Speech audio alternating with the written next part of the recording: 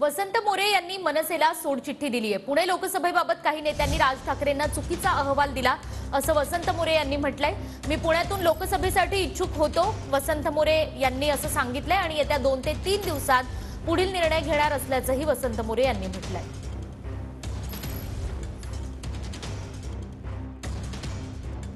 सभा खरं तर निवडणूक लढवायचीच की नाही यावरती अजून पक्ष विचार करतो। म्हणजे आचारसंहिता तोंडावरती आहे, या सगळ्या निर्णय प्रक्रियेला वेळ लागतोय। पक्ष म्हणून लवकरात लवकर भूमिका जाहीर होणं गरजेचं असतं किंवा उमेदवारी कोणत्या नेत्याला द्यायची आहे याच्यावरती विचारमंथन होणं गरजेचं असतं। मनसेचं अजून काहीच ठरत नाही। राजीनामा देण्यामागचं तुमचं हे सुद्धा कारण आहे की वरिष्ठ नेते अजून काही निर्णय घेत नाही, असं काही नाहीये। फक्त माझा विषय हाच आहे की जो निर्णय जो अहवाल पाठवला गेला, जो अहवाल दिला गेला की पुण्यामध्ये पोषक वातावरण नाहीये। हे पोषक वातावरण कुणाला नव्हतं? ह्या कोर कमिटीमधल्या लोकांना, काही लोकांना नव्हतं का पक्षाला नव्हतं?